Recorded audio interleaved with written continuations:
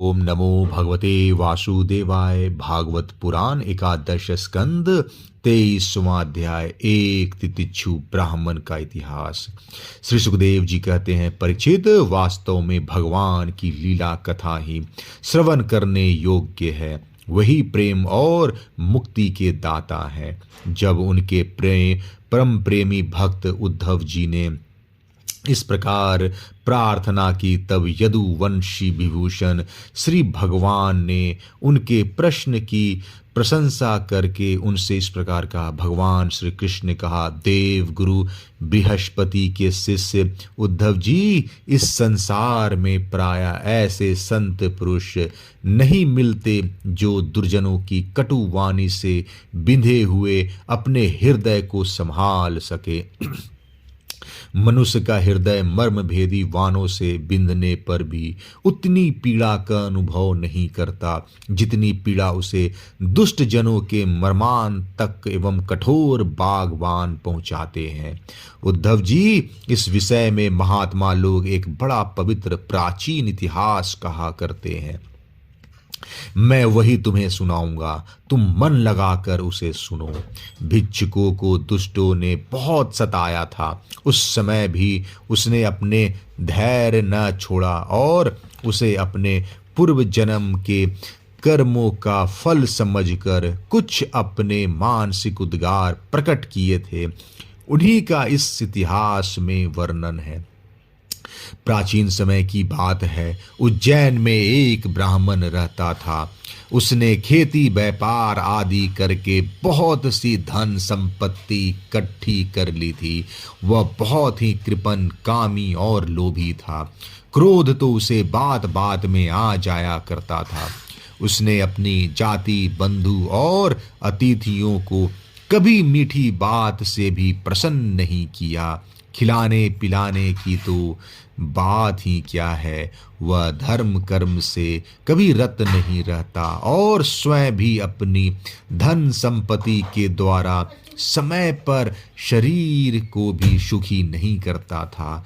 उसकी कृपणता और बुरे स्वभाव के कारण उसके बेटे, भाई, बंधु, नौकर, चाकर और पत्नी आदि सभी दुखी रहते और मन ही मन उसका अनिष्ट चिंतन किया करते थे। कोई भी उसके मन को प्रिय लगने वाला व्यवहार नहीं करता था। वह लोक परलोक दोनों से ही गिर गया था। बस यक्षों के समान धन की रखवाली करता रहता था। उस धन से वह न तो धर्म कमाता था और न भोग ही भोगता था। बहुत दिनों तक इस प्रकार जीवन बिताने से उस पर पंच महायज्ञ के भागी देवता पिघल उठे।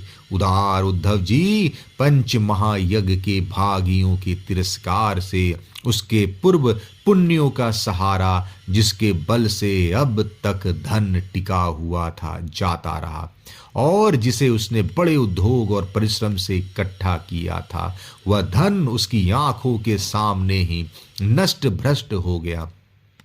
उस नीच ब्राह्मण का कुछ धन तो उसके कुटुंबियों ने ही छीन लिया, कुछ चोर चुरा ले गए, कुछ आग लग जाने से आदि दैवी कोप से नष्ट हो गया, कुछ समय के फेर से मारा गया, कुछ साधारण मनुष्यों ने ले लिया और बचा खुचा कर और दंड के रूप में शासकों ने हड़प लिया।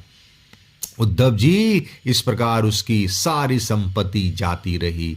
न तो उसने धर्म ही कमाया और न भोग ही भोगे। इधर उसके सगे संबंधियों ने भी उसकी ओर से मुंह मोड़ लिया। अब उसे बड़ी भयानक चिंता ने घेर लिया। धन के नाश से उसके हृदय में बड़ी जलन हुई।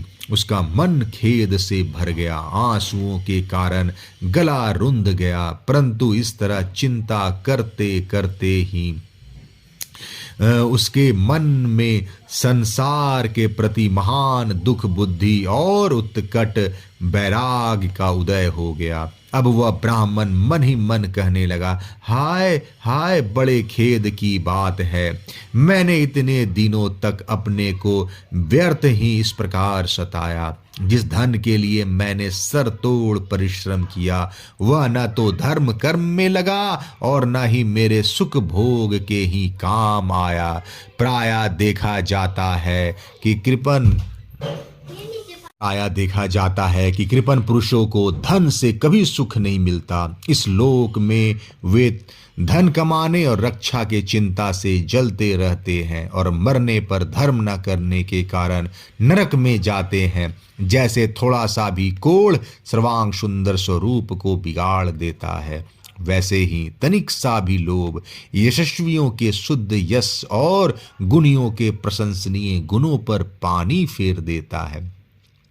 धन कमाने में, कमा लेने पर उसको बढ़ाने रखने एवं खर्च करने में तथा उसके नाश और उपभोग में जहां देखो वहीं निरंतर परिश्रम, भय, चिंता और भ्रम का ही सामना करना पड़ता है। चोरी, हिंसा, झूठ बोलना, दंभ, काम, क्रोध, गर्व, अहंकार, भेद बुद्धि, वैर, अविश्वास, स्पर्धा, लंपटता, जुआ और शराब, ये 15 अनर्थ मनुष्यों में धन के कारण ही माने गए हैं। इसलिए कल्याणकामी पुरुष को चाहिए कि स्वार्थ एवं परमार्थ के विरोधी अर्थ नामधारी अनर्थ को दूर से ही छोड़ दे। भाई, बंधु, स्त्री, पुत्र, माता, पिता, सगे संबंधी जो स्नेह बंधन से बंध कर बिल्कुल एक हुए रहते हैं, सब के सब कौड़ी के कारण इतने फट जाते हैं कि तुरंत एक दूसरे के शत्रु बन जाते हैं। ये लोग थोड़े से धन के लिए भी क्षुब्ध और क्रुद्ध हो जाते हैं, बात की बात में सौहार्द संबंध छोड़ देते हैं, लाग डांट रखने लगते हैं और एकाएक प्राण लेने देने पर उतारू हो जाते हैं, यहाँ तक कि एक दूसरे का सर्वनाश कर डालते हैं। देवताओं के भी प्रार्थनीय मनुष्य जन्म को और उसमें भी श्रेष्ठ ब्राह्मण शरीर प्राप्त करके जो इसका अनादर करते हैं और अपने सच्चे स्वार्थ परमार्थ का नाश करते हैं, वे अशुभ गति को प्राप्त होते हैं। यह मनुष्य शरीर मोक्ष और स्वर्ग का द्वार है। इसको पाकर भी ऐसा कौन बुद्धिमान पुरुष है जो अनर्थों के धाम धन के चक्कर में फंसा रहे। जो मनुष्य देवता, ऋषि, पितर, प्राणी, जाति, भाई, कुटुंबी और उनके दूसरे भागीदारों को उनका भाग देकर संतुष्ट नहीं रखता और न स्वयं ही उसका उपभोग करता है, वह यक्ष के समान धन की रखवाली करने वाला कृपण तो अवश्य ही अधोगति को प्राप्त होता है। मैं अपने कर्तव्य से च्युत हो गया। मैंने प्रमाद में अपनी आयु, धन और बल पौरुष खो दिए। विवेकी लोग जिन साधनों से मोक्ष तक प्राप्त कर लेते हैं, उन्हीं को मैंने धन इकट्ठा करने के व्यर्थ चेष्टा में खो दिया। अब बुढ़ापे में मैं कौन सा साधन करूंगा? मुझे मालूम नहीं होता कि बड़े बड़े विद्वान भी धन की व्यर्थ तृष्णा से निरंतर क्यों दुखी रहते हैं। हो न हो अवश्य ही यह संसार किसी की माया से अत्यंत मोहित हो रहा है। यह मनुष्य शरीर काल के विकराल गाल में पड़ा हुआ है। इसको धन देने वाले देवताओं और लोगों से, भोग वासनाओं और उनको पूर्ण करने वालों से तथा पुनः पुनः जन्म मृत्यु के चक्कर में डालने वाले सकाम कर्मों से लाभ ही क्या है। इसमें संदेह नहीं कि सर्वदेव स्वरूप भगवान मुझ पर प्रसन्न है, तभी तो उसने मुझे इस दशा में पहुंचाया है और मुझे जगत के प्रति यह दुख बुद्धि और वैराग दिया है। वस्तुतः वैराग ही संसार सागर से पार होने के लिए नौका के समान है। मैं ऐसी अवस्था में पहुंच गया हूं, यदि मेरी आयु शेष हो तो मैं आत्म लाभ में ही संतुष्ट रहकर अपने परमार्थ के संबंध में सावधान हो जाऊंगा और अब जो समय बच रहा है उसमें अपने शरीर को तपस्या के द्वारा सुखा डालूंगा। तीनों लोकों के स्वामी देवगण मेरी संकल्प का अनुमोदन करें। अभी निराश होने की कोई बात नहीं है, क्योंकि राजा खटवांग ने तो 2 घड़ी में ही भगवत धाम की प्राप्ति कर ली थी। भगवान श्री कृष्ण कहते हैं, उद्धव जी, उस उज्जैन निवासी ब्राह्मण ने मन ही मन इस प्रकार निश्चय करके मैं और मेरे पन की गांठ खोल दी। इसके बाद वह शांत होकर मौनी सन्यासी हो गया। अब उसके चित्त में किसी भी स्थान, वस्तु या व्यक्ति के प्रति आसक्ति न रही। उसने अपने मन, इंद्रिय और प्राणों को वश में कर लिया। वह पृथ्वी पर स्वच्छंद रूप से विचरने लगा। वह भिक्षा के लिए नगर और गांव में जाता अवश्य था, परंतु इस प्रकार जाता था कि कोई उसे पहचान न पाता था। उद्धव जी, वह भिक्षुक अवधूत बहुत बूढ़ा हो गया था। दुष्ट उसे देखते ही टूट पड़ते और तरह तरह से उसका तिरस्कार करके उसे तंग करते। कोई उसका दंड छीन लेता तो कोई भिक्षा पात्र ही झटक ले जाता, कोई कमंडलू उठा ले जाता तो कोई आसन, रुद्राक्ष माला और कंथा ही लेकर भाग जाता। कोई तो उसकी लंगोटी और वस्त्र को ही इधर उधर डाल देते। कोई वे वस्तुएं देकर और कोई दिखला दिखला कर फिर छीन लेता। जब वह अवधूत मधुकरी मांग कर लाता और बाहर नदी तट पर भोजन करने बैठता तो पापी लोग कभी उसके सिर पर मुत देते तो कभी थूक देते। वे लोग उस मौनी अवधूत को तरह तरह से बोलने के लिए विवश करते और जब वह इस पर भी न बोलता तो उसे पीटते। कोई उसे चोर कहकर डांटने डपटने लगता, कोई कहता इसे बांध लो और फिर उसे रस्सी से बांधने लगते। कोई उसका तिरस्कार करके इस प्रकार ताना कसते कि देखो देखो, अब इस कृपण ने धर्म का ढोंग रचा है। धन संपत्ति जाती रही, स्त्री पुत्रों ने घर से निकाल दिया, तब इसने भीख मांगने का रोजगार लिया है। अहो देखो तो सही, यह मोटा तगड़ा भिखारी धैर्य में बड़े भारी पर्वत के समान है। यह मौन रहकर अपना काम बनाना चाहता है। सचमुच यह बगुले से भी बढ़कर ढोंगी और दृढ़ निश्चयी है। कोई उस अवधूत की हंसी उड़ाता तो कोई उस पर अधो वायु छोड़ता। जैसे लोग तोता, मैना आदि पालतू पक्षियों को बांध लेते या पिंजड़े में बंद कर लेते हैं, वैसे ही उसे भी वे लोग बांध देते और घरों में बंद कर देते। किंतु वह सब कुछ चुपचाप सह लेता।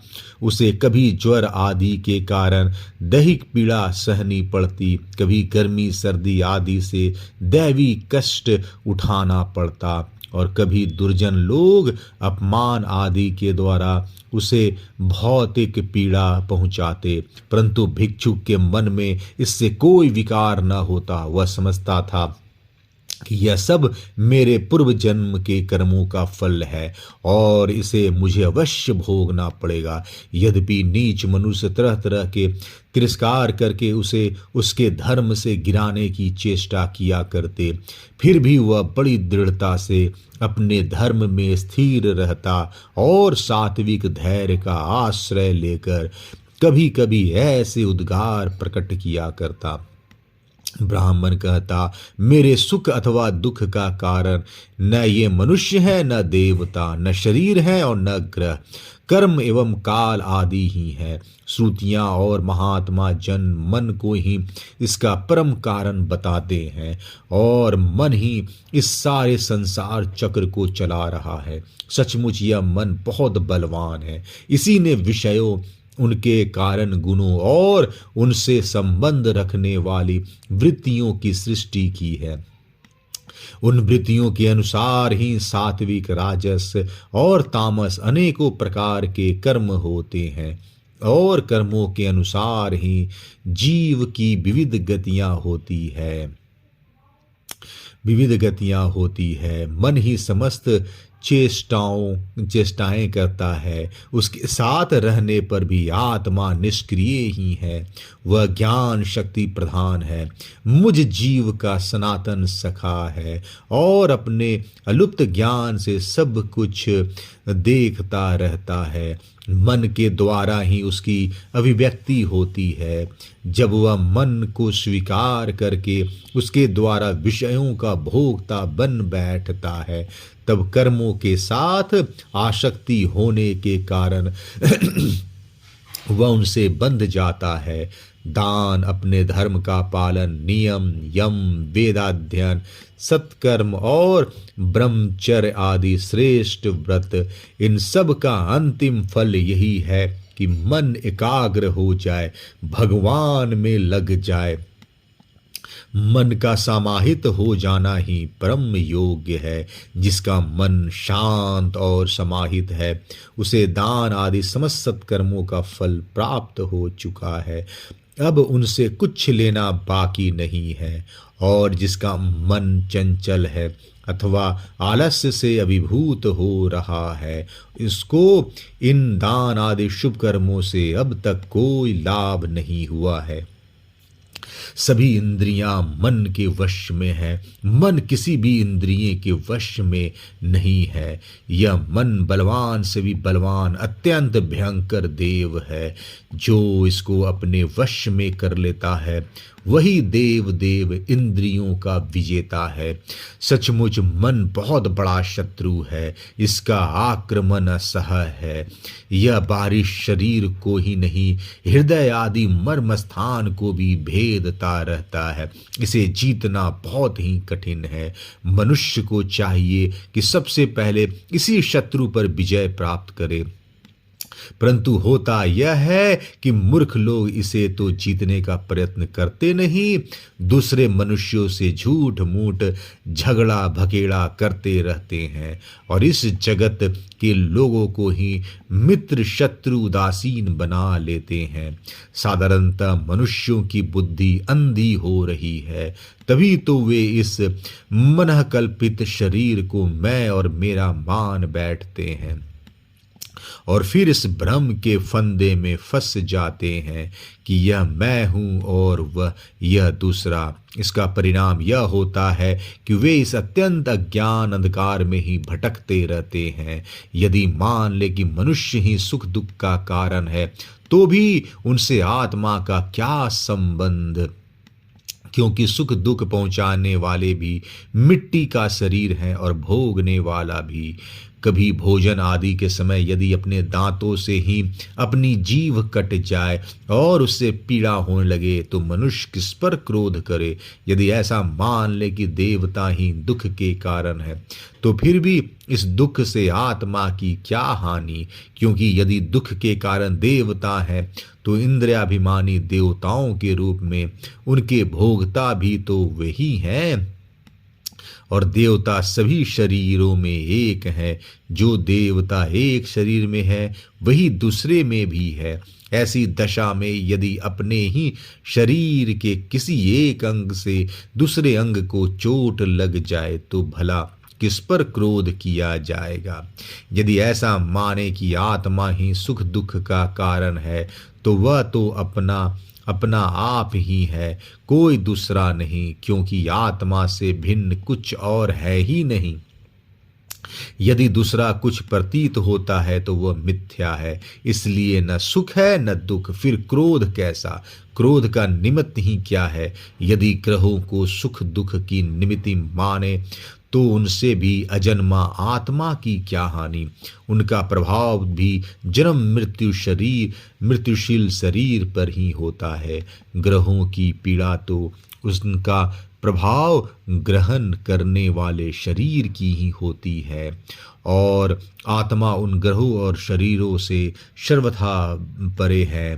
तब भला वह किस पर क्रोध करे। यदि कर्मों को ही सुख दुख का कारण माने तो उनसे आत्मा का क्या प्रयोजन, क्योंकि वे तो एक पदार्थ के जड़ और चेतन उभय रूप होने पर भी होने पर ही हो सकते हैं। जो वस्तु विकार युक्त और अपना हिताहित जानने वाली होती है, उसी से कर्म हो सकते हैं।